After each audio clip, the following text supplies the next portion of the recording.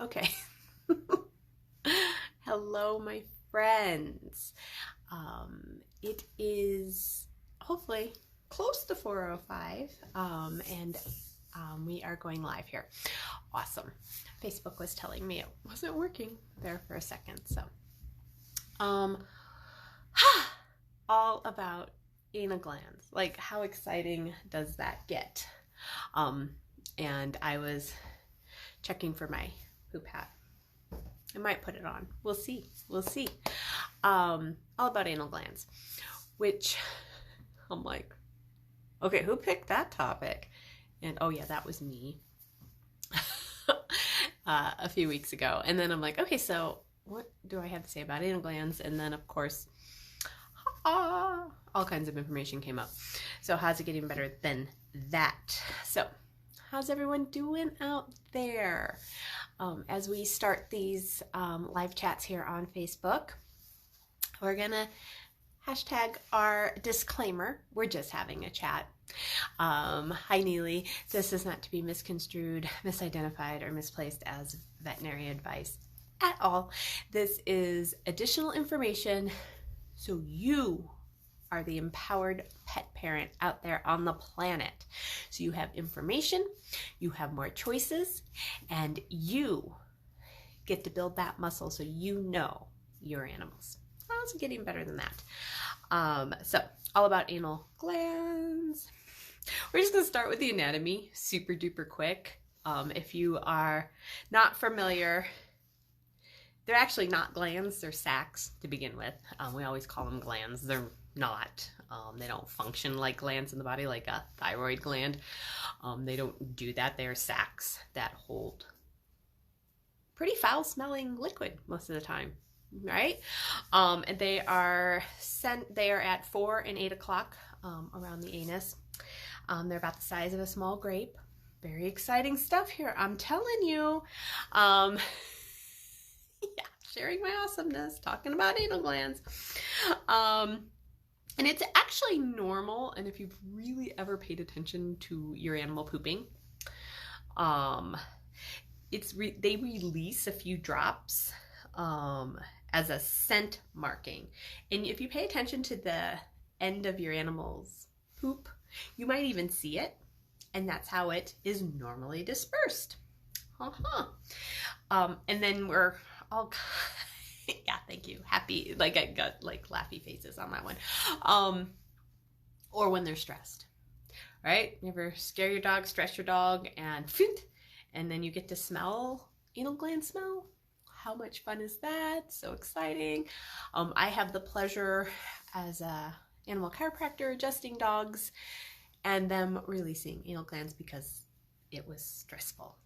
Sometimes just getting on the table is stressful for some animals. Sometimes the pain was stressful with the adjustment. So, such a pleasure, and it does happen. Okay, how do you know if you have an issue with your anal glands? What are those usual signs? Scooting, right?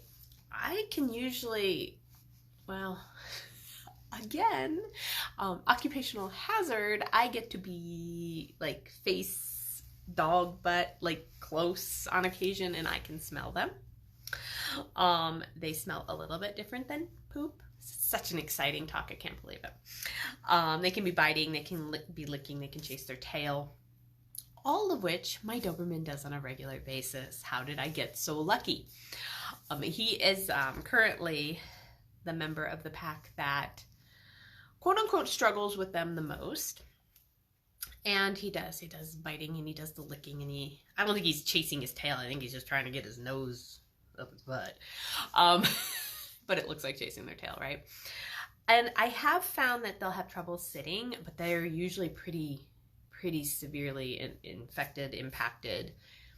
A kind of a bigger issue going on there if you're seeing that. But generally it's the scooting, right? That fun scooting with the back legs straight out and they're pulling in the front. You know, we've all seen it, right? Now, my little Miss Molly Brown, she does that quite a bit, and I think she's actually just wiping her butt. And I say pretty bit, but it's very irregular, and some days she does it more, and then I don't see it for months, and you know, like, What if that's also a contribution, that scooting? And, you know, it's just that little extra pressure that she requires to handle her own anal gland issue, filling, releasing of that liquid. On your carpet, how exciting is that? But, you know, what if it, you know, a little bit of scooting here and there can actually be a contribution? Just keep that in mind. Now, if you have regular scooting, okay, now what do we do? And we're going to get to that. So what's the function? Why the heck do dogs and cats do have anal glands, have these sacs around their anus? Well, that's why they're sniffing each other's butts, right? Like they're saying hello to each other.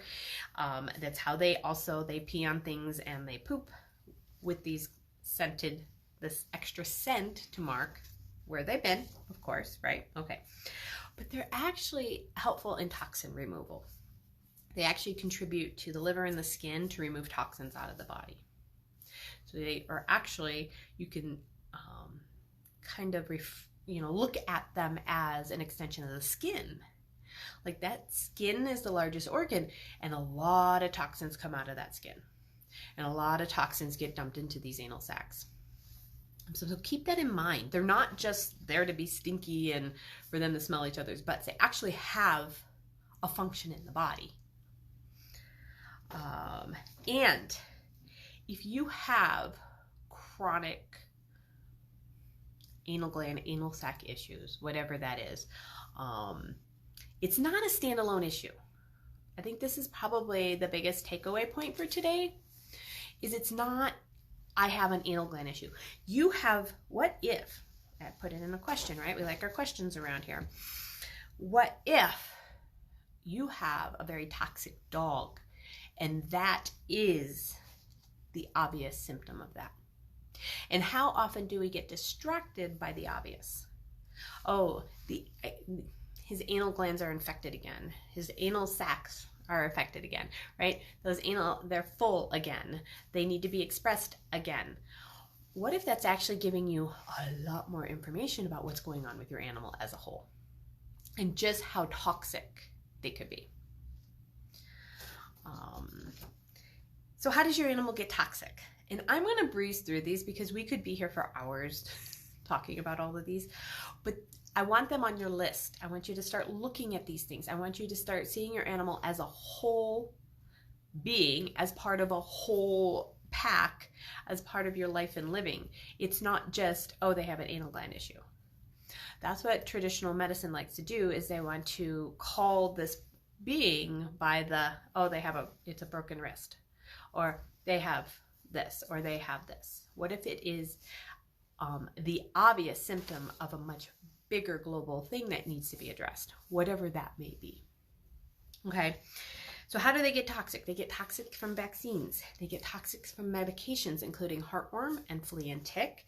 How often is your animal on antibiotics? How often do they have tummy upset and you throw in metronidazole? Like, how much have medications been stacked upon each other that the body has been unable to actually get rid of, causing a more toxic environment?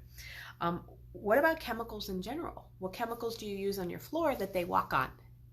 These pads, your dog's pads, skin, all the stuff goes right through these pads into the body, and globally affects your animals. How many lawns do you walk on that have been sprayed with pesticides, chemicals, glyphosate?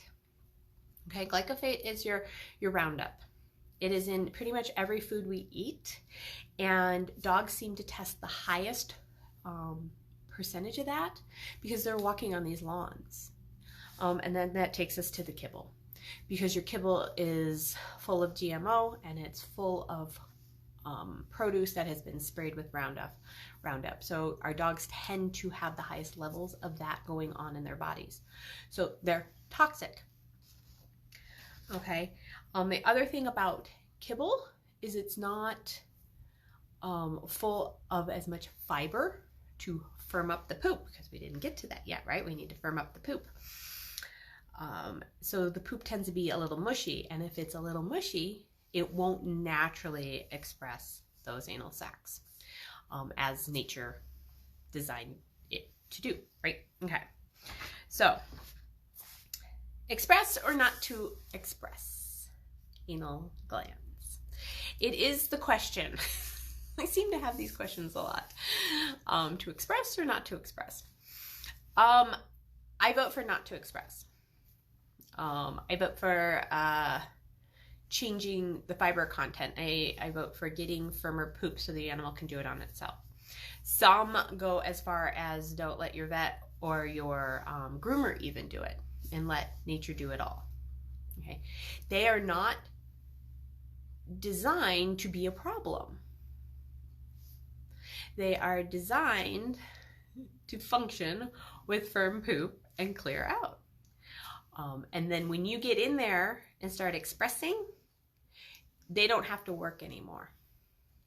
So if you have that veterinarian that goes, oh, you just need to come in every month and we'll express them, they're never going to function on their own because they don't have to. Or if, like me, who has a mother who read on the internet how to do it and just started expressing her cockapoo's anal glands, geez, she was doing it as much as weekly at one point, and I'm like, Mom, you've got to stop. And he's had chronically loose stool his entire life. And we all know how family goes. So me having these conversations with my mother, didn't quite work. So, but yeah, I think she found a video on YouTube and started doing it. So now she always has to do it.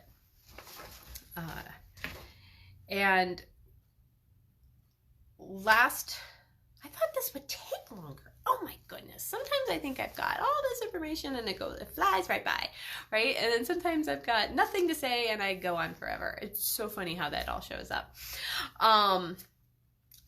One of my favorite places to go and get more information about what's going on with my own personal animals, and sometimes some clients, but my own personal animals. I go over to Dogs Naturally, and they have a great article on how to increase the fiber in the diet. There's a great thing about anal glands there. I'm going to see if anybody is even still with me because Facebook has not moved at all this whole live, and you never know. Do me a favor if you're still out there, you type in a fiber in your comment sections, and let me see if anybody is still with me. And if you have a question, you can do that instead. That would be great. Because I'm like, I think there's people's here. There is people's here. This was not. Oh, there we go. Hi. Okay, there's Diane. Keisha. Yes, and I don't know if Neely put her comment in there before I listed them off, but we listed off all the same ones. That's pretty funny. And Keisha's like, yeah, they're designed not to be a problem. They are not. They're designed not to be a problem. And yes. And some vets will then want to remove them. Again, we go back to, it's not a singular issue. And if you then start removing a body part that is designed to help remove toxins, what happens to those toxins?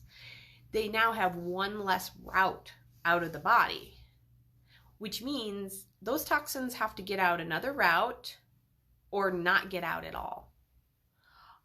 So what other chronic issues, what other issues is going to be caused in the body once you remove those? But hey, you got rid of your anal gland problem, right? So, but what if we started taking the point of view that they're not a problem? And they're not designed to be a problem. They're actually there to serve the animal. They're there to serve the communication between animals. They're there to serve the body to remove toxins. And what if just removing things or changing how they're supposed to function isn't getting to what is going on in the body? Fibers says Neely. Thank you, Neely. I got a fiber. Woo! I got 2 fibers. All right. Awesome. Phew. I'm not just... I don't know if you've ever done a Facebook Live on your own. It is a bit bizarre, right? You know, I'm talking to you guys, but I'm talking to myself. So thank you for showing up and being here with me. Does anybody have any? Let's see. I did it before. We're on the same page. Cool. Anybody have any specific questions? I don't always take questions, but we could do that if you're like struggling with something. So back to the actually fiber. When we're done with this, I'm going to stick the link in the comment section for the Dogs Naturally article. They had some fantastic recipes on how to increase fiber. One of the first things that they mention is you've got to feed raw. And again, it's funny.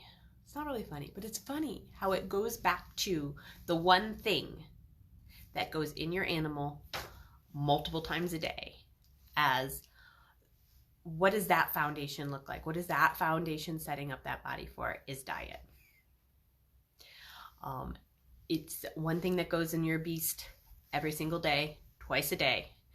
And when that is tip top and you're feeding a biologically correct diet, a lot of the whatever is considered problems seem to dissipate. I think I've talked about this client in particular, but he had Great Danes, and it was actually quite a puzzle piece to kind of, was it back pain or was it referred pain from his stomach and all of his GI distress? And his veterinarian was treating it as 2 separate things. And I'm like, you know what? When his tummy's good, his back is good. So how much is that tummy affecting his back? And he's, you know, we're having conversations over multiple visits, and we were going through adding up all the medications and what else he could add in to handle this symptom or this symptom. Hi, Clarissa. And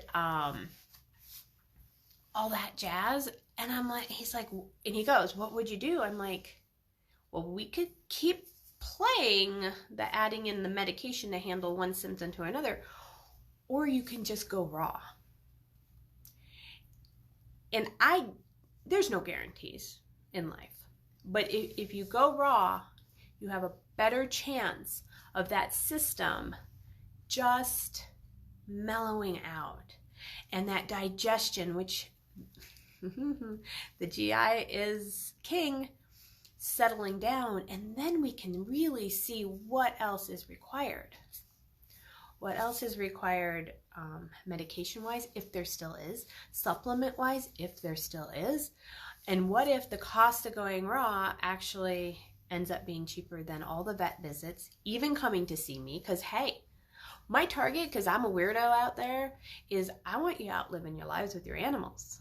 I want you out there hiking and happy and walking and not visiting me. I want you out there happy and hiking and not visiting your vet every other week, right?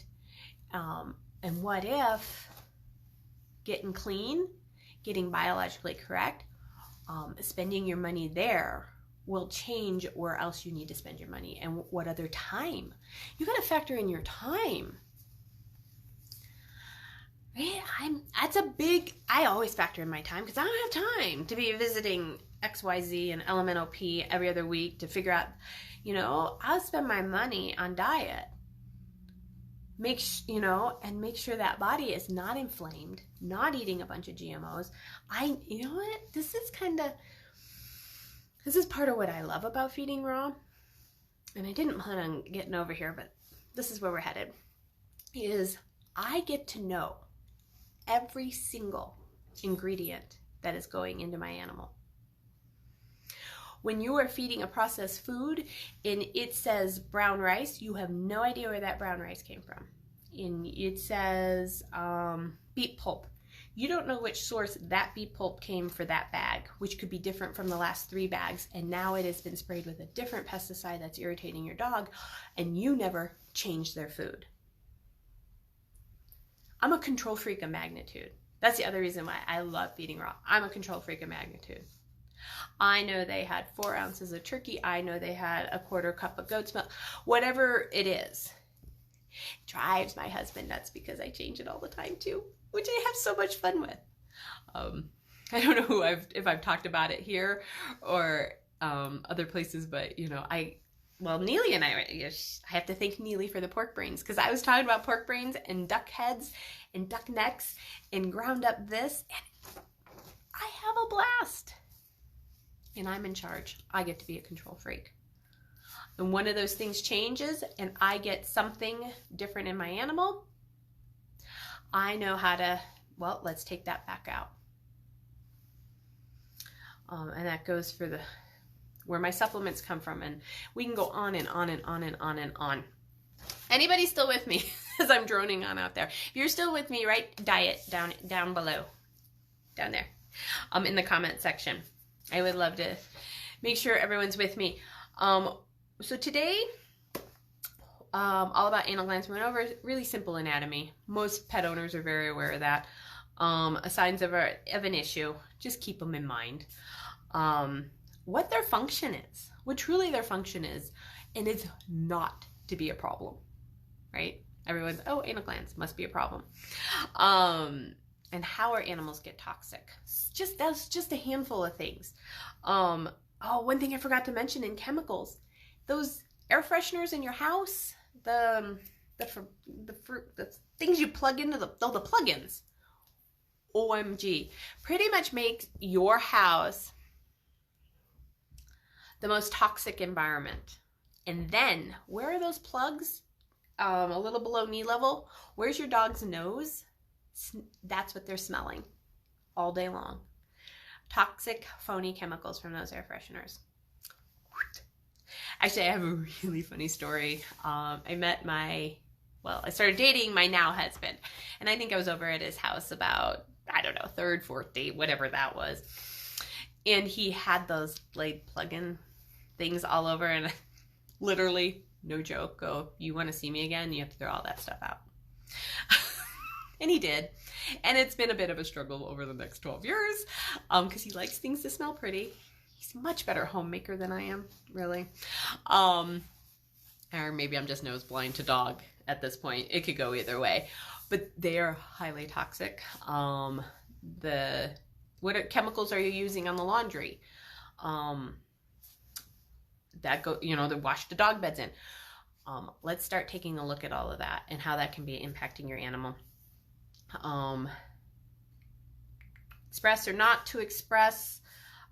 You start expressing, you're going to have to keep expressing because they won't stop working. And this kind of takes me back to distracted by the obvious, right? If we remove the anal glands, we got rid of the problem. And what if that's just not true? Distracted by the obvious, I'm gonna do a little plug for me. We're actually gonna go dive deep into that topic on the radio show on Friday on Inspired Choices Network, 5 p.m. Eastern, 3 p.m. Denver time. So if you want a little more information about what I mean, distracted by the obvious, head over there. It'll be a lot of fun. There's a chat room there too, so we can do this on the radio. We can be live on the radio talking about being distracted by the obvious. Ha ha ha. I'm going to put that link in for Dogs Naturally. It'll give you some ideas of fiber. And Neely actually posted a few things here. Asparagus. Oh, good. We got some diets. People are with me. Woohoo! Asparagus, broccoli, berries. They can straight up kill cats. She's talking about the plugins on that. Their kitties and their livers and how they process things, very, very different. And they can have a hardcore issue with those chemicals that they're breathing in, right? They're not touching anything. They're breathing it in. OMG, right?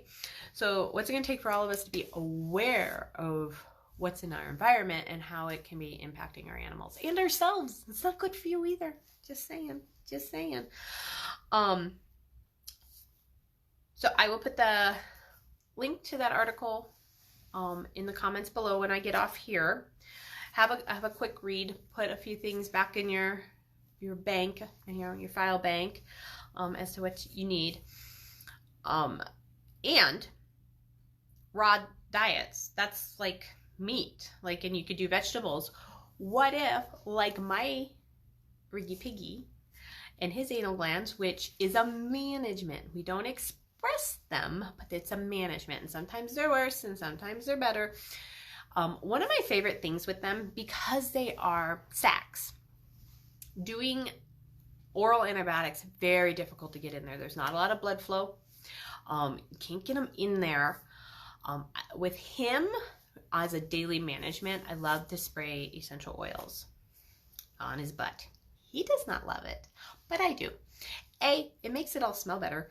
And then B, it's going to diffuse in and help with, if he's, you know, starting to brew a little bit of an infection, starting to brew that little bit of an irritation, it might just calm it all down, calm down a little bit of the inflammation that occurs. So I love Dr. Melissa Shelton, so you can head over there, see what she's got up for anal glands and sprays that you can make at home. And then you're going right to the area. You're not affecting a whole bunch of other systems, and you're targeting what you're working on. So love that. But that's also why oral antibiotics don't work so well. And essential oils go straight in. So even if the dog wants to lick it, it's already in the body doing its thing. So love them.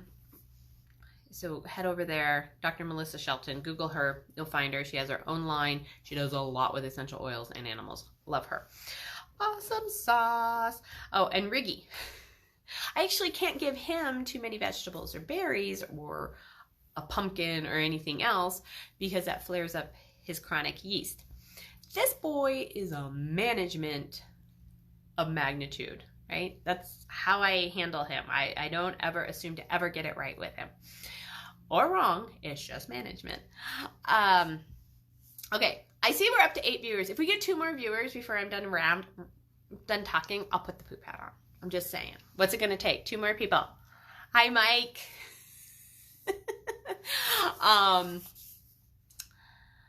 So what do I do with Riggs? He can't have, well, he can, and he does get some vegetables, but not much. I do 3 days of any vegetable, and he's starting to turn pink. He's starting to get a little yeasty smelling. I'm like, ugh.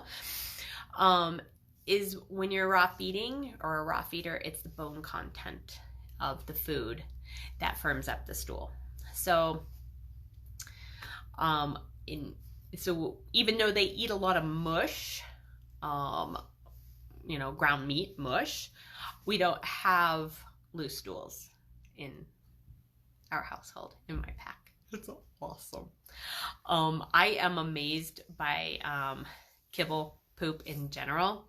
It is a lot softer, so I could see why, because when okay, maybe I do need to explain this. When the hard poop passes out, it actually hits those sacs and, you know, a few drops come out. But when you have softer poop, you're not compressing on the sacs enough, so they're not expelling the liquid that has built up, those toxins that have built up. So there is a point to having firmer stool. And so when you are a raw feeder, it's the bone content that gives you the firmer stool. And next time, if there's a next time, and what's it going to take to never have a next time, I need to add some fiber. I'm going to head over to that Dogs Naturally article and look more at their recipes. They have a few awesome things there. Because if you just go with, bring out the poop hat, really, I did not hit 10. I don't know, Keisha. I don't know if I should pull out the poop hat.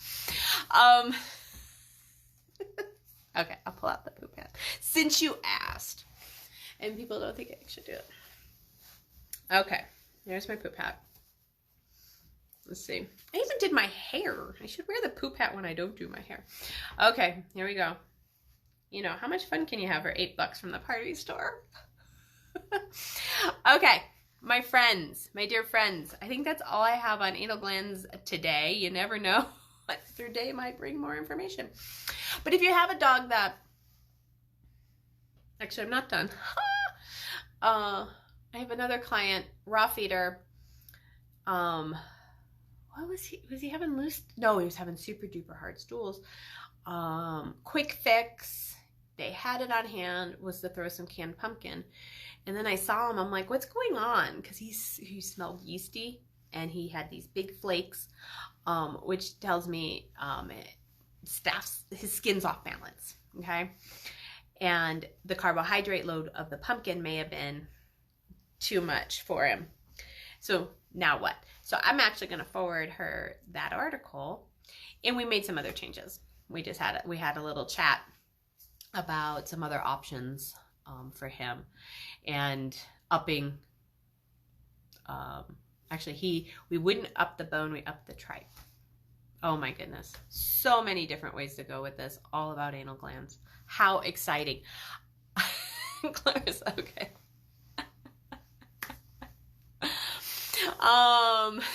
Thank you, Mike. The things we get to hear about. Oh, LOL, poop. What did you talk about today? Oh yeah, poop.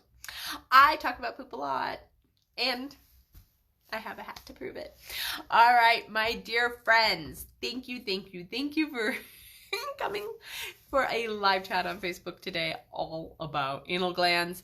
I hope there were a couple pause up moments for you that were like, oh yeah, I didn't know that, or oh yeah, I forgot that, or oh yeah, next time my friend says XYZ, I'm armed with more information that might contribute to another animal. Because what if, and it's one of my big targets, we have empowered pet parents across the planet. And that means those armed with information that allow for more choice for you and your animals. That's my target. I don't know what yours is, but that's mine. And if you're here, let's get busy. Let's spread the information across the planet. I want to thank you so much for joining me today, and I will be back next week, same time, 4:05 p.m. Mountain Standard Time. I have no idea what the topic is. It'll be a surprise, and we'll have another little chat. Just a chat, and we'll go from there. All right, my friends, have a great evening. Mwah!